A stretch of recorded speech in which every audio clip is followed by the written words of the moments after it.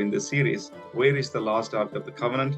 An investigative study with fresh conclusions. I will add the link in the description below. Now let's get on to the video.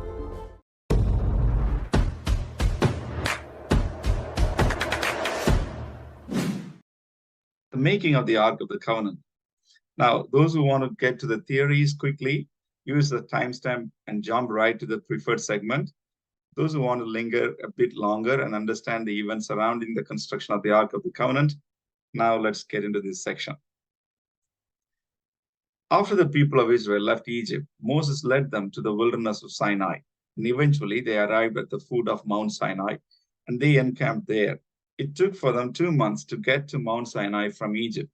We see it in Exodus chapter 19, verses 1 and 2. Exodus chapter 19, verses 1 and 2. On the first day of the third month, after the Israelites left Egypt, on that very day, they came to the desert of Sinai. After they set out from Rephidim, they entered the desert of Sinai, and Israel camped there in the desert in front of the mountain. That's the Mount Sinai. Israel stayed at the foot of Mount Sinai for about a year. In Numbers chapter 10, verse 11 and 12, it says this way. On the 20th day of the second month of the second year, the cloud lifted from above the tabernacle of the covenant law. Then the Israelites set out from the desert of Sinai. Now, Mount Sinai was a definitive experience for Israel. They came as runaway slaves, but God transformed them and made them into a nation, each tribe with its own banners. At the center of all of the transformation of Israel was the tabernacle, the tent where God descended to dwell. In fact, the major part of the book of Exodus was about building the tabernacle and its contents. To put it in perspective, there are 12 chapters that record from the birth of Moses until the departure of the people of Israel from Egypt. But 12 chapters are dedicated to the instruction and construction of the tabernacle. In fact, from chapter 25 to 40, it's all about the construction of the tabernacle and its dedication, except 3 chapters in between. The golden calf events from chapter 32 to 34. So 12 chapters focus on how to build the tabernacle, the instructions from God, and how it was actually built and dedicated. When God was instructing Moses to build a tabernacle, the first thing he told him to make was the Ark of the Covenant. We see detailed instructions in Exodus chapter 25, verse 10 to 22.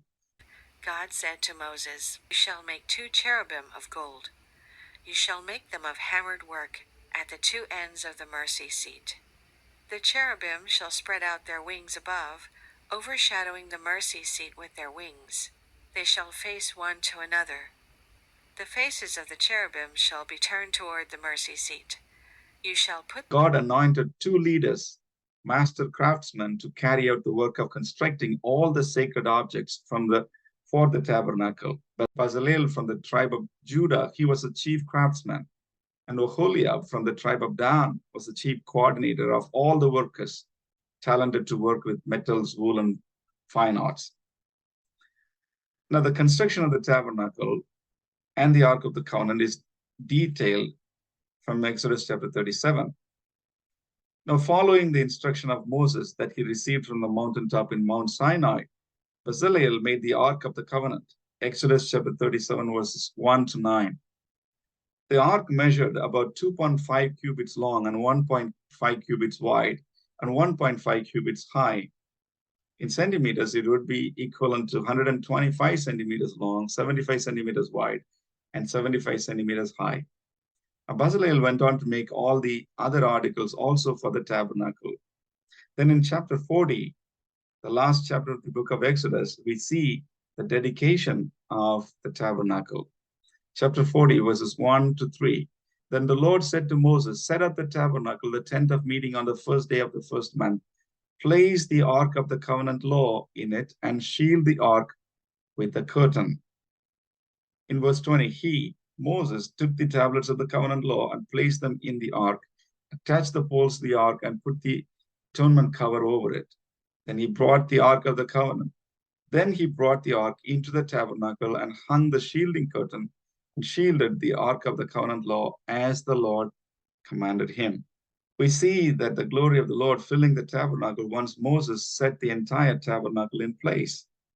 Verse 34, then the cloud covered the tent of meeting, and the glory of the Lord filled the tabernacle. Moses could not enter the tent of meeting because the cloud had settled on it. And the glory of the Lord filled the tabernacle.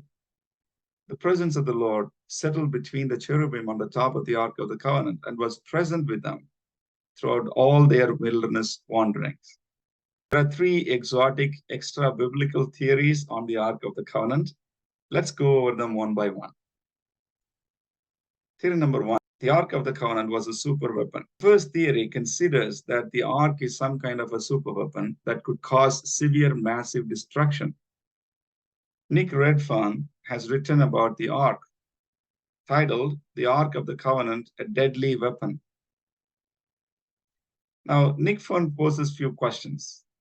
How is it possible that, as the Old Testament stated, it, that is the Ark, apparently played a major role in the major parting of the Red Sea, something that allowed the fleeing Israelites the clutches of the pursuing Egyptian army? The second question, and how, also according to the Old Testament, was the Ark able to provoke the catastrophic fall of the wall of Jericho when the Israelites began conquest of Canaan? He concludes that the Ark must be responsible for both of these massive events. The Ark wasn't just a chest or a box, it was a great deal more. That's Nick Redfern. Now, Nick Redfern goes on to theorize that Ark contained a piece of ancient technology now lost to times. He writes that it was a technology based around the manipulation of acoustics, possibly to near effortlessly move through the air the massive stones that were used in the construction of the pyramids of Egypt, the similar pyramids of South America, and England's famous Stonehenge. The technology, still very much at a theoretical level in today's world, has become known as acoustic levitation. These acoustic levitation technology could also be converted to be used as a sonic weapon to flatten the walls of the city, such as Jericho, and to manipulate and alter the flow of water. So Redfern summarizes his view that the Ark of the Covenant was some kind of a super weapon, and that was able to convert the acoustic energy and use it as a sonic weapon. He thinks that it was the power of the Ark of the Covenant that made the Red Sea to divide, the walls of the Jericho to come crashing down, Jordan River to divide, and much more. Let's quickly assess this view. First thing, according to the biblical narrative, the Ark of the Covenant was made after the Israelites crossed the Red Sea, not before. The Red Sea was divided in Exodus chapter 14. Ark of the Covenant was made in Exodus chapter 37. See, Ark of the Covenant wasn't there in the first place to divide the Red Sea. That's the fundamental flaw in the Redfern's premise. The Bible tells us that the parting of the Red Sea was the supernatural act of God. Now, Redfern and others that support this theory must explain how a compact chest like the Ark of the Covenant, that is about 125 centimeters in length, 75 centimeters in height, and 75 centimeters in width, without any sound generating mechanical parts, could cause a tremendous sonic effect that would devastate cities like Jericho. Now, remember, the city of Jericho had a huge outer wall with a width of about 8 feet thick. If such a powerful sonic force was created from the Ark and directed to destroy the wall of Jericho, it would have first destroyed the Ark itself and the priests who are carrying the Ark and the entire Israelites' army. This claim is nothing but a far-fetched pseudo-scientific imagination. Another question, if the Ark of the Covenant was such a super weapon of great magnitude, why didn't the Israelites use such a super weapon to go on a world conquest? Why did they lock it in tabernacle and in the temple complex? If this claim is true, Israelites would have become dominant world power, decimating every major empire that existed in the ancient world. They could have destroyed all the cities of the ancient great empires. But that's not the case. For we know from history that Israel was a small, dispensable kingdom for most part of its existence. It lost wars against several invading armies from the surrounding nations throughout its existence. And most importantly, we see that the Ark itself was captured by the Philistines. and it did not destroy their cities or their armies. Now, to claim that the Ark of the Covenant used acoustic levitation technology to move huge stones to build monumental structures like pyramids, such imagination borders on the verge of hallucination. This line of thinking simply downplays and denies the ingenuity of human effort. These ancient structures are made with human labor and human skills. Now, let's move on to the second exotic theory. The Ark of the Covenant was a powerful electrical battery. First, let's start with two mysterious events. Now, after the dedication of the Ark of the Covenant in the tabernacle, there was a tragedy among the priests. Two of the sons of the high priest Aaron, Nadab and Abihu, they died inside the holy place while offering incense. Bible says that they offered unauthorized fire. So fire came out from the presence of the Lord and consumed them. They died before the Lord. Where did the fire originate from? It says that from the presence of the Lord, perhaps between the cherubim from the top of the mercy seat. The second example happened when David was transporting the Ark of the Covenant on a cart. While transporting the Ark of the Covenant, the oxen stumbled and the Ark of the Covenant was about to fall. One of the priests named Uzzah reached out his hand to steady the ark, but he was struck down dead. First Chronicles 13:10, and the anger of the Lord was kindled against Uzzah, and he smote him, because he put his hand to the ark, and there he died before God. How did these men die? What was the reason behind their sudden death? First case, fire from the Lord came out and struck them dead. Second case, Uzzah fell dead suddenly when he was trying to reach out for the ark.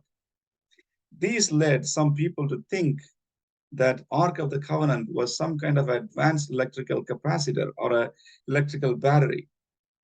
They would argue that the sons of Aaron and Uzzah were struck down by some kind of an electrical surge, power outage that jumped from the ark.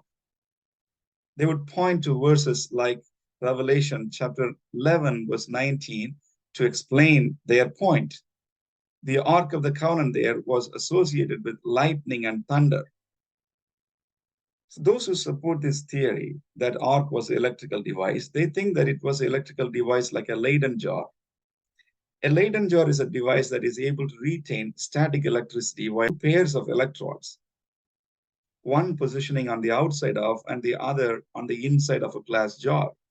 So some theorize that in the case of Ark of the Covenant, the two cherubims on the top of the ark function like the electrodes. They would argue that it was a device capable of producing thousands of volts of static electricity. How is that possible?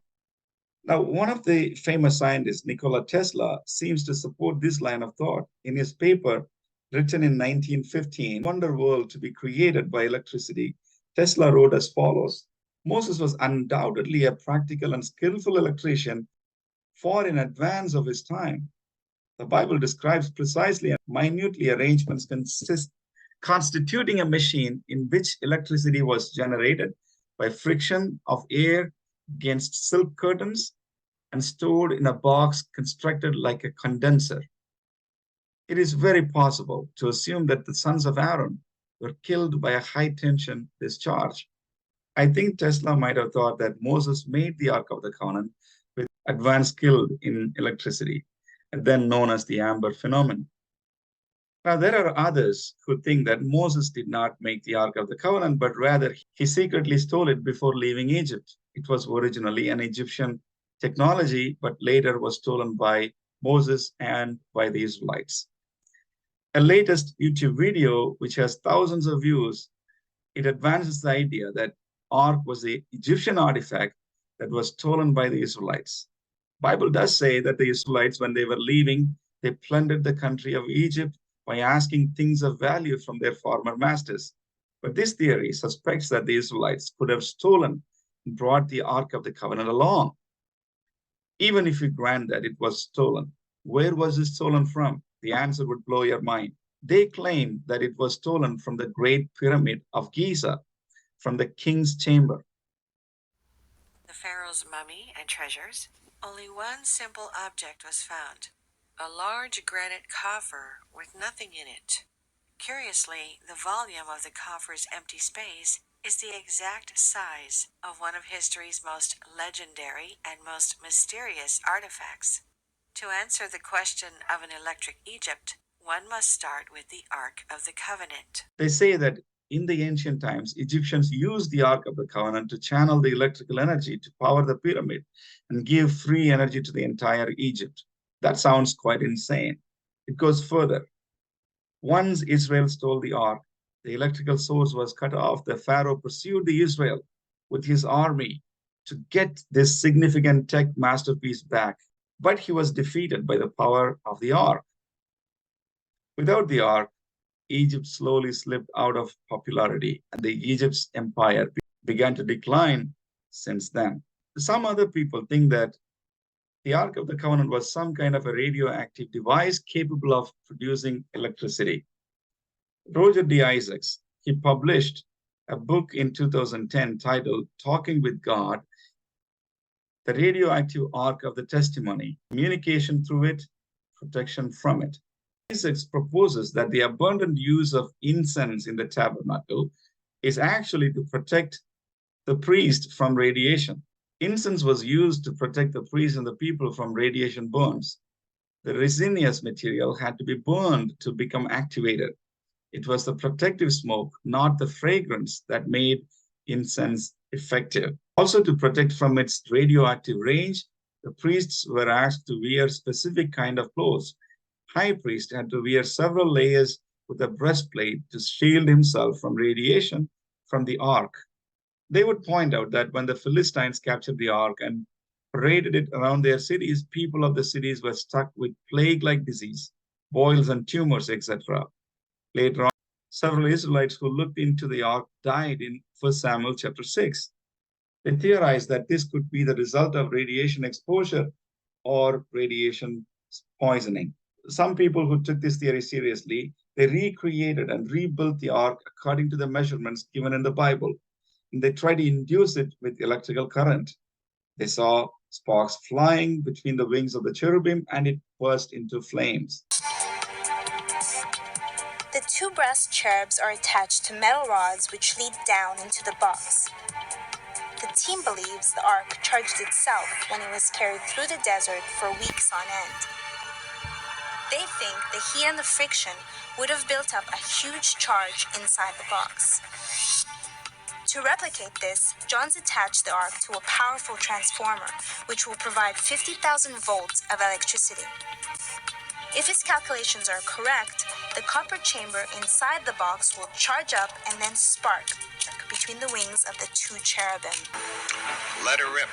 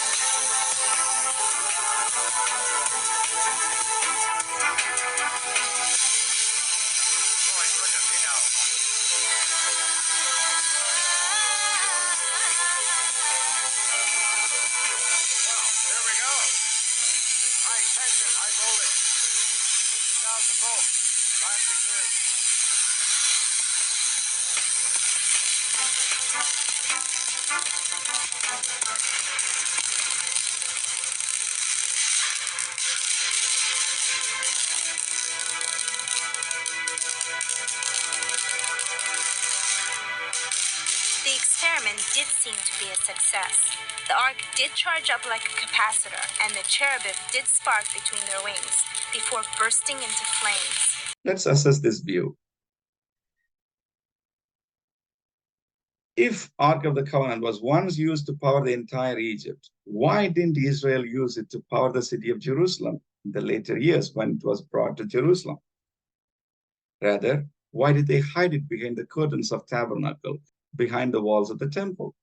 The second question, can incense smoke and the layers of clothing protect people from electricity surges or radioactive exposure or poisoning? These are far-fetched imaginations. If the ark contained radioactive elements, it would have hurt the entire people of Israel. Almost every family visited the tabernacle for offering sacrifices. They all could have been exposed to radioactive elements. It is impossible for thick curtains to keep the radioactive elements in control. If that is the case, when the Fukushima nuclear reactor collapsed, they could have put a lot of curtains around it instead of building a thick sarcophagus.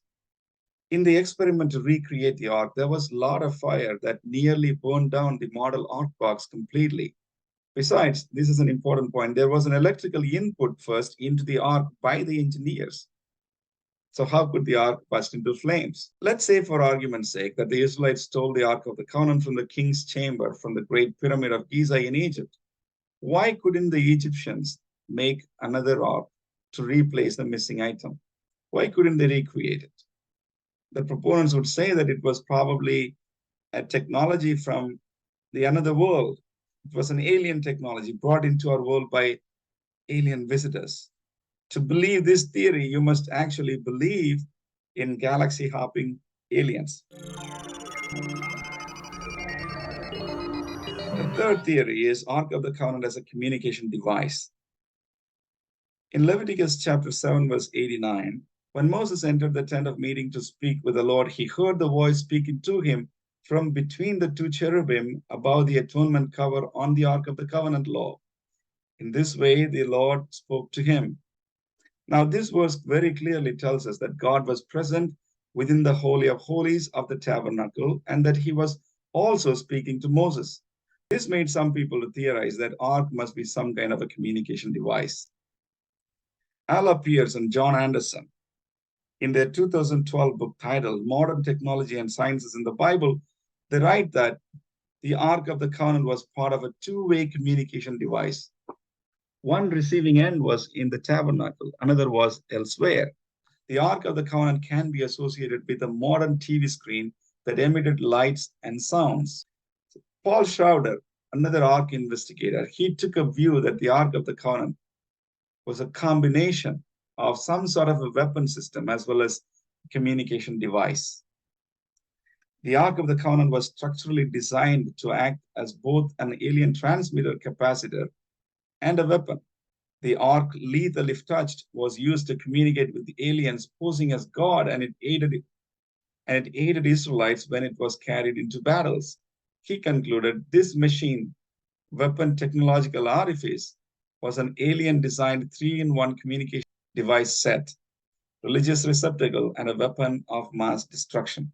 Those who hold this view also think that this technology is not of this world. There are some other people, they think that instead of directly sending messages, the Ark of the Covenant communicated through the stones which were present on the clothes of the high priest, very sophisticated codes. When the high priest went in front of the Ark of the Covenant, it made the stones glow in particular order. The stones got illuminated and reflect light. Then, based on the manner of their illumination, the messages were interpreted and explained to the people. Imaginative at this point.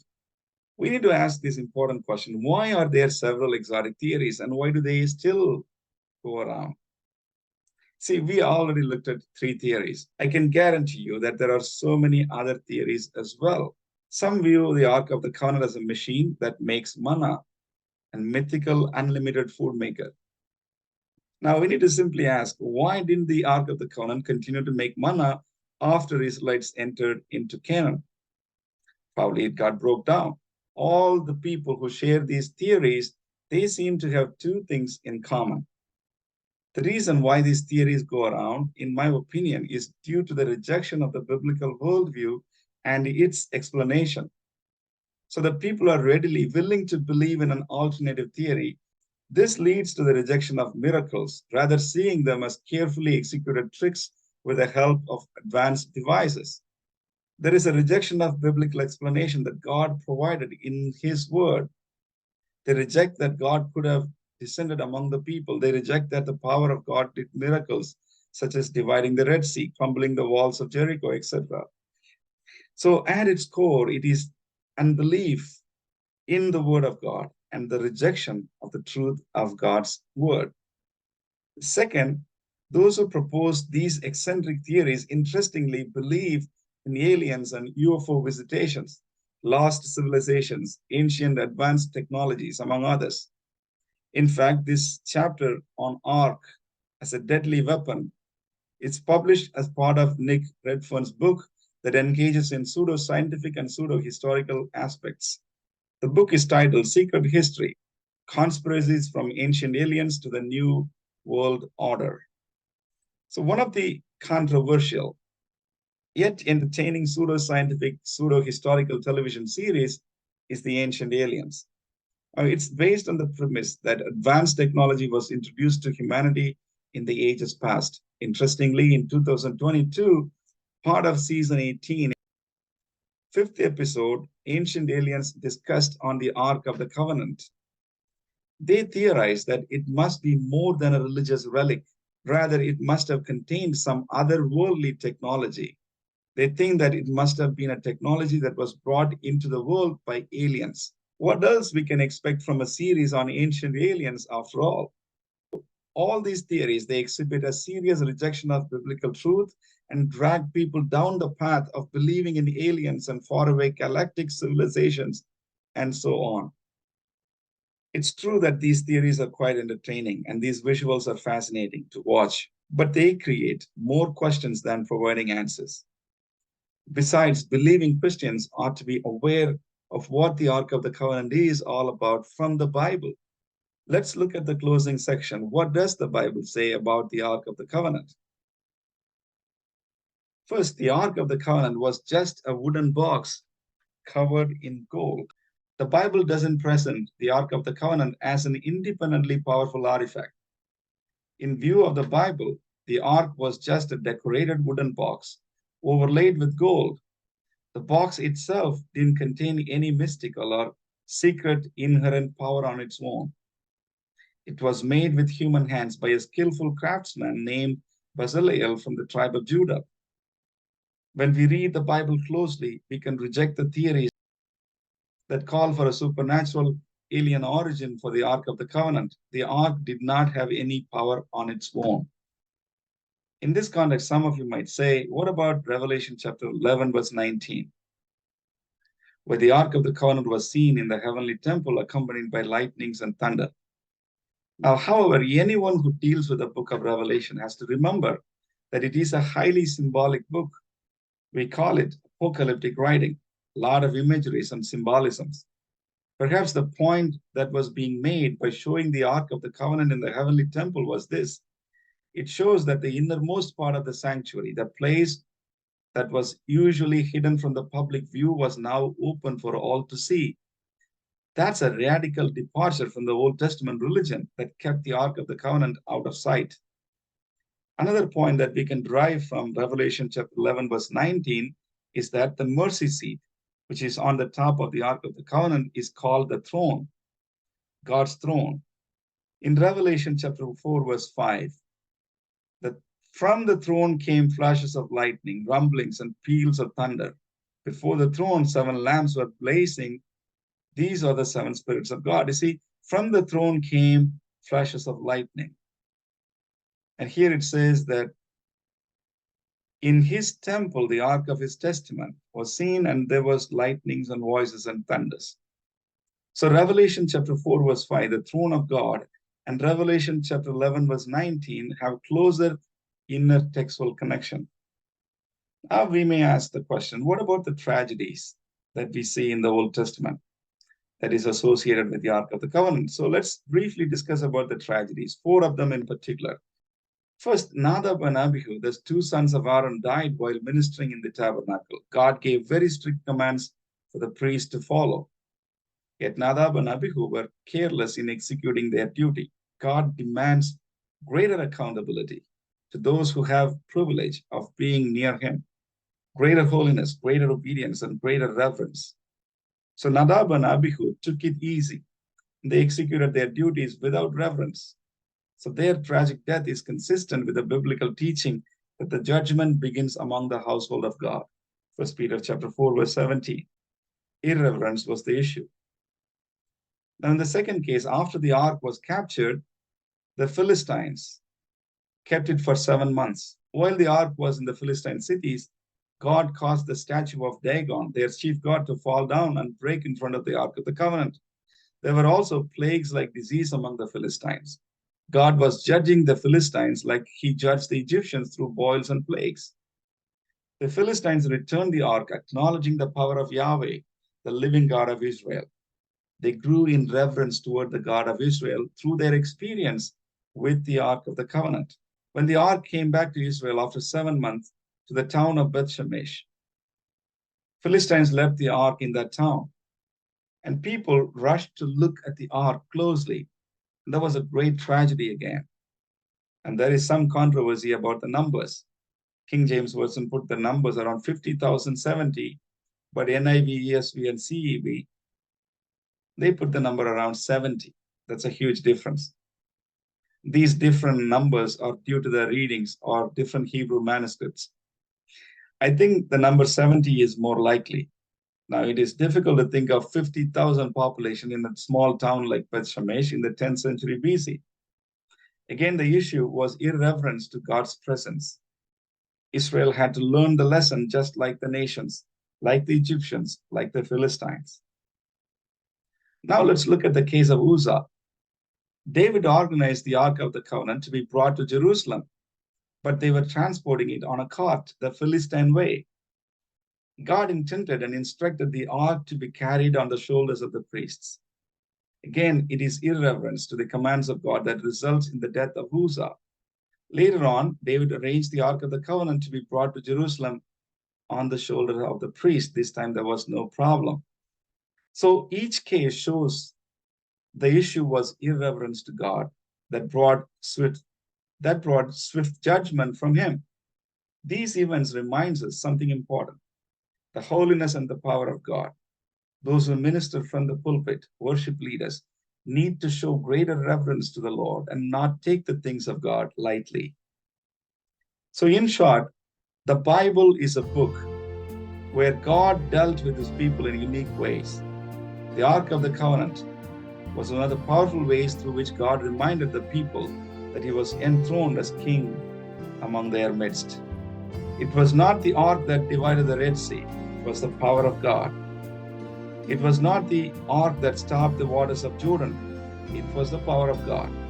It was not the ark that made the walls of Jericho collapse, it was the power of God. The ark was nothing but a simple wooden box covered with gold in and out that carried religious artifacts.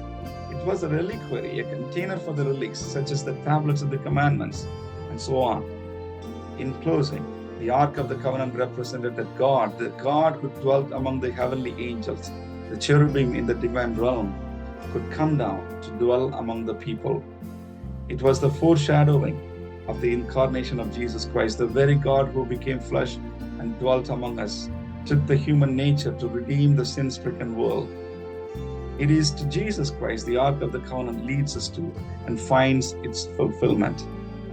Hebrews chapter 4 verse 16. Let us draw near to the throne of grace with confidence that we may receive mercy. In the time of the Old Testament, no one could have drawn near to the throne of grace. By believing in Jesus Christ, our chief high priest, we have the access to the throne of God. We can now go into the very presence of God, stand in front of it, and receive mercy for our lives. Thank you for staying with us this far. Please do subscribe to this channel if you haven't done already. Stay tuned for the next video that explores the question whether there were idols inside the Ark of the Covenant. May God bless you all. Shalom.